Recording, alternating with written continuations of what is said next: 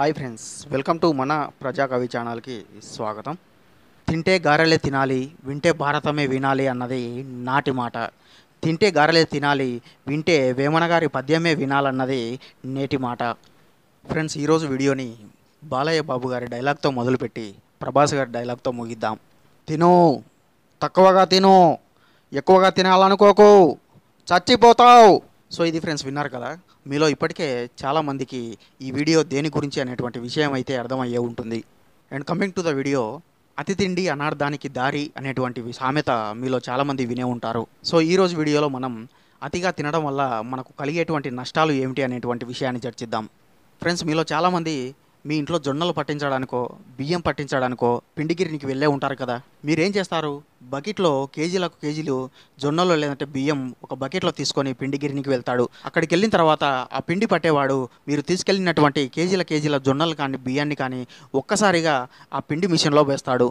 కానీ ఎన్ని కేజీల జొన్నలు వేసినా, ఎన్ని కేజీల బియ్యం వేసినా ఆ గిరిని పట్టేవాడు ఆ గ్రైండర్లోకి ఎన్ని పంపించాలో అన్నీ పంపిస్తాడు. అలా కాదని మీరు కేజీ జొన్నలు లేదంటే కేజీ బియ్యం తీసుకెళ్తే అవన్నీ కూడా ఒక్కసారి గ్రైండర్లోకి వేయడు కదా. ఎందుకంటే ఒక్కసారిగా కేజీ జొన్నలు కేజీ బియ్యం పోస్తే ఆ గ్రైండర్ తిరగదన్నటువంటి విషయం ఆ గిరినివాడికి తెలుసు. అందుకే అతను దగ్గరుండి మరి ఆ గ్రైండర్లోకి ఎన్ని పంపించాలో అన్నీ అతని చేతితో వేస్తూ ఉంటాడు. ఇక్కడున్న చిన్న లాజిక్ ఏంటంటే, గ్రైండర్ యొక్క స్తోమతను బట్టి లోపలికి గింజలు వదులుతూ ఉండాలి. అంతకు మించి కాస్త ఎక్కువగా వదిలితే పిండి సరిగ్గా రాకపోవచ్చు. మనం అత్యాశకు వెళ్ళి ఇంకా ఎక్కువగా వదిలితే ఒక్కొక్కసారి ఆ గ్రైండరే ఆగిపోవచ్చు. అంతే కదా ఫ్రెండ్స్, పిండి కొద్ది రొట్టె అన్నట్టుగా పుట్టి కొద్ది ధాన్యం ఉండాలి.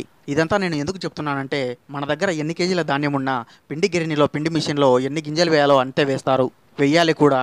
అప్పుడే మిషన్ బాగా ఆడుతుంది, లేదంటే గ్రైండర్ ఆగిపోతుంది. అదేవిధంగా మన తిండి విషయంలో కూడా మన ఇంట్లో ఎంత ధాన్యం ఉన్నా, మన ముందు ప్లేట్లో ఎంత అన్నం ఉన్నా సరే మన యొక్క జీర్ణ వ్యవస్థను బట్టి ఎంత తినాలో అంతే తినాలి. అంతేగాని అత్యాశకు వెళ్ళి ఎక్కువగా తింటే ఏదో ఒక రోజు గ్రైండర్ పనికి రాకుండా పోతుంది. అది పనికి రాకపోవడం అనేటువంటి విషయం అటు ఉంచితే దానికి మళ్ళీ రిపేర్లు డబ్బులు బొక్క. ఒక్కొక్కసారి ఎంత రిపేర్ చేయించినా అసలు పనికి రాకుండానే పోవచ్చు. అది ఏ విధంగా అన్నది ఒక చిన్న కథ ద్వారా చూద్దాం. ఫ్రెండ్స్, నాకు తెలిసిన ఒక వ్యక్తి ఎంతలా తింటాడంటే, మా ఇంట్లో ఇద్దరు వ్యక్తులు 2 పూటలా తినే తిండి అతను ఒక్క పూటే తింటాడు. అరే ఎందుకురా అంతలా తింటావని అడిగితే అతడు చెప్పే సమాధానం ఏంటంటే, ఒరేయ్ మనం జీవితంలో ఎంత కష్టపడ్డా ఈ జానడు పుట్ట కోసమే కదా అని చెప్పి నాకే హితవు చెప్పేవాడు. అయినా సరే అతని మేలు కోరి నేను చాలాసార్లు అతనికి చెప్తూ వస్తున్నాను, అరే ఇంత తినకురా, ఇంత తినడం వల్ల నీ ఆరోగ్యానికి చాలా హానికరము, చాలా ఇబ్బంది పడతావు ఫ్యూచర్లో అని చెప్పి చాలాసార్లు చెప్పి చూశాను. అయినా కూడా నా మాట ఎక్కడ లెక్క చేయకుండా పూటకి కుంభాలు లాగించేవాడు. అది ఎంతలా అంటే మళ్ళీ రేపు నేను ఉంటానో పోతానో అన్నట్టుగా తినేవాడు. ఇక నేను చేసేది ఏమీ లేక అలా చూస్తూ ఉండిపోయాను. అతను మాత్రం ఎక్కడా తగ్గకుండా పీకల వరకు మెక్కుతూ తిని తిరుగుతూ ఉన్నాడు. నేను అప్పటికి చెప్పాను, ఒరే తింటే తిన్నావు, కనీసం తిండికి దగ్గ పనైనా చేయరా అని చెప్తే, నాకేం అవసరం, మా నాన్న సంపాదించిన ఆస్తే నాకు చాలా ఉంది, కూర్చొని తిన్నా తరగదు అనేవాడు. సరే నీ కర్మ అని చెప్పి నేను వదిలేశాను. అయితే ఒకరోజు ఏమైందో ఏమో తెలియదు కానీ సీన్ మొత్తం రివర్స్ అయిపోయి కడుపులో తిన్నది ఎరక్క, గ్యాస్ ట్రబుల్ ఎక్కువై కడుపు ఉబ్బరమై వాంతులు విరేచనాలతో నీరసించి చివరికి గ్యాస్ అయిపోయిన సిలిండర్ లాగా హాస్పిటల్లో పడ్డాడు. మరి హాస్పిటల్లో పడ్డాక ఊరికే అవుతుందా? అక్కడి నుంచి హాస్పిటల్ ఖర్చులకని, దానికని దీనికని, ట్రీట్మెంట్ కోసం అని, మందులకని చాలా పెద్ద మొత్తంలోనే ఖర్చు అయింది. చివరికి తన దగ్గర ఉన్నటువంటి పెద్ద మొత్తంలో ఎంతో కొంత హాస్పిటల్కి సమర్పిస్తే కానీ తిరిగి ఇంటికి రాలేదు. అలా ఇంటికి వచ్చాడన్న వార్తను తెలుసుకున్న నేను అతని ఇంటికి వెళ్ళి పరామర్శించి, అరే చెప్తే విన్నావా, ఇప్పుడు చూడు ఏమైందో అని అన్నాను. దానికి అతను, ఒరే పోయే వాళ్ళము ఎప్పుడైనా పోతాము, ఎప్పుడు పోతామో తెలియని ఈ జీవి కోసం మనకి ఇష్టమైనటువంటి ఫుడ్డును వదులుకోమంటావా అని నాకు మళ్ళీ హితవు బోధించాడు. నువ్వు మారవురా అని చెప్పి నేను అక్కడి నుంచి వెళ్ళిపోయాను. అలా కొన్నాళ్ళ తర్వాత కోలుకున్నటువంటి అతను కుక్కతో ఒక వంకర అన్నట్టుగా తన తిండి విషయంలో మళ్ళీ మొదటికొచ్చాడు. ఇలా కొన్నాళ్ళు బాగా తిని తిరుగుతూనే ఉండేవాడు. మళ్ళీ సడన్గా ఏమైందో ఏమో కథ మొదటికొచ్చి మళ్ళీ ఏదో ఫుడ్ పాయిజన్ అయ్యి మళ్ళీ అడ్డం పడి హాస్పిటల్లో అడ్మిట్ అయ్యాడు. ఈసారి కూడా మళ్ళీ తన దగ్గర ఉన్నటువంటి సంపదలో ఎంతో కొంత సమర్పించి కానీ ఇంటికి రాలేదు. సో ఈ విధంగా అతను 5-6 సార్లు హాస్పిటల్లో అడ్మిట్ అయ్యాక ఒకరోజు తన దగ్గర ఉన్నటువంటి సంపద పావల వంతుకు చేరి చివరికి తన కొడుకు కోసం కూడబెట్టినటువంటి సొమ్మును కూడా వాడుకోవాల్సినటువంటి పరిస్థితికి వచ్చాడు. ఆ రోజు నుండి అతని కళ్ళు తెరుచుకోవడం మొదలయ్యాయి. కానీ ఎటువంటి లాభం లేకుండా అప్పటికే అతనికి జరగాల్సినటువంటి నష్టం జరుగుతూ వస్తుంది. అతడు ఇప్పటి వరకు తిన్న అధిక తిండి వల్ల తన శరీరంలో ఒక్కొక్క భాగం పాడవుతూ వచ్చింది. ఆ విధంగా అతని పరిస్థితి ఎంతకు దిగజారిందంటే, ఒక పూట ఒకే చపాతి, 2 పూటల 2 పిడికిళ్ళ అన్నం మాత్రమే తినగలిగినటువంటి స్థితికి దిగజారిపోయాడు. సో ఆ విధంగా అతను పూటకి కుంభాలు లాగించే స్థితి నుండి కుర్చీల నుంచి కదలలేని పరిస్థితికి వచ్చాడు. ఆ పరిస్థితిలో అతన్ని చూశాక అతడు చెప్పిన ఒక మాట నాకు గుర్తుకు వచ్చింది. అతను ఎప్పుడు అడిగినా మనం ఎంత చేసినా ఈ జానడు పుట్ట కోసమే కదా అనేవాడు. నిజానికి అతను చెప్పిన మాట కూడా వాస్తవమే.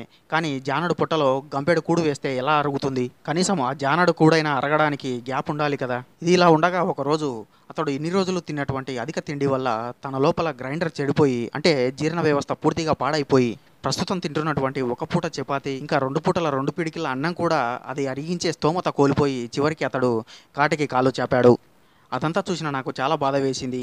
పూట పూటకి పుష్టిగా తిని పూల చెండులా ఉండే అతను చివరికి పిండేసిన నిమ్మకాయలా మంచం మీద పడుంటే నాకు చాలా బాధేసింది. సో ఇది ఫ్రెండ్స్, విన్నారు కదా, మన నాలుక రుచి కోసమని అధికంగా తినడం వల్ల మన ఆరోగ్యం ఏ విధంగా పాడవుతుంది అనేటువంటి విషయాన్ని చూశారు కదా.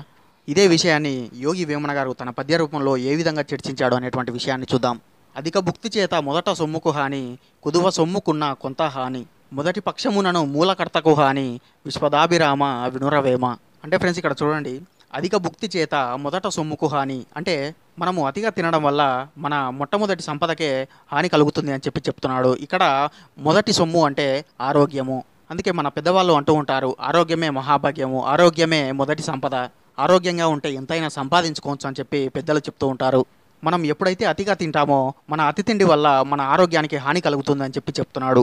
అదేవిధంగా 2వ పాదంలో కుదువ సొమ్ముకున్న కొంత హాని అంటే మనము అతిగా తినడం వల్ల మనకు కేవలం ఆరోగ్యానికి మాత్రమే హాని కాదు, దానివల్ల జబ్బులు కలిగి ఆ జబ్బు నుండి కోలుకోవడానికి మళ్ళీ హాస్పిటల్లో పడాలి. ఆ హాస్పిటల్ వాళ్ళు ఊరికే వదులుతారా?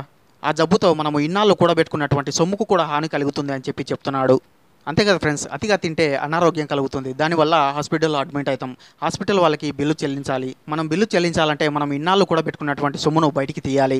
అందుకే కుదువ సొమ్ముకున్న కొంత హాని, మనం తినేటువంటి అతి తిండి వల్ల కూడబెట్టుకున్నటువంటి సొమ్ముకు కూడా హాని ఉంటుంది అని చెప్తున్నాడు.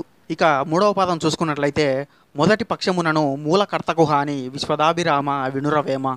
ఇక్కడ మొదటి పక్షము అంటే అతిగా తినడము. మనము అతిగా తినడం వల్ల ఒక్కొక్కసారి మన మూలకర్తకు కూడా హాని కలుగుతుందని చెప్తున్నాడు. ఇక్కడ మూలకర్త అంటే ఎవరు? మనమే కదా, జీవుడే మూలకర్త. అతి తిండి వల్ల ఒక్కొక్కసారి మనం కోలుకోలేనటువంటి స్థితికి వెళ్ళి చివరికి మన ప్రాణానికే ప్రమాదం ఉండొచ్చు అని చెప్తున్నాడు. అంటే ఫ్రెండ్స్, ఇక్కడ వేమన గారి ఉద్దేశం ఏంటంటే అతిగా తినడం వల్ల మన ఆరోగ్యానికి హానికరం కలుగుతుంది, మనకు కలిగేటువంటి అనారోగ్యం వల్ల మనం కూడబెట్టుకున్నటువంటి సొమ్ము కూడా హాని కలుగుతుంది.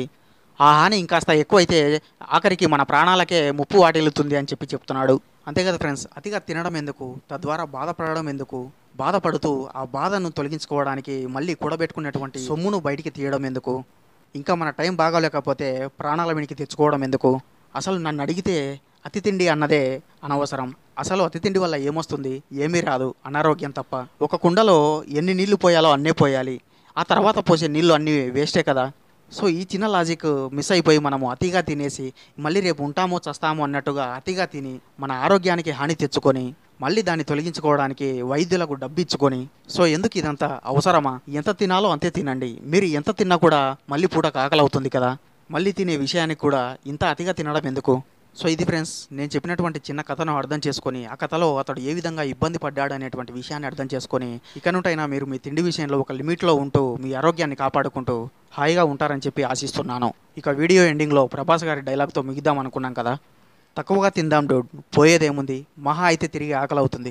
ఈ డైలాగ్ ఏ సినిమాలో మీకు ఈ పాటికి అర్థమయ్యే ఉంటుంది. సో ఇది ఫ్రెండ్స్, విన్నారు కదా, అతిగా తినడం వల్ల మన ఆరోగ్యం ఏ విధంగా పాడవుతుంది, తద్వారా మనకు ఎటువంటి ఖర్చులు అవుతాయి, తద్వారా మనకు టైం బాగాలేకపోతే మన ప్రాణాల మీనికే వస్తుంది అనేటువంటి విషయాన్ని ఒక చిన్న కథ ద్వారా, అదేవిధంగా యోగి వేమన గారు చెప్పినటువంటి ఒక చక్కటి పద్యం ద్వారా తెలుసుకోవడం జరిగింది. సో ఇది ఫ్రెండ్స్, మరో వీడియోలో మరో పద్యంతో మళ్ళీ కలుద్దాం. అంతవరకు సెలవు, కీప్ వాచింగ్.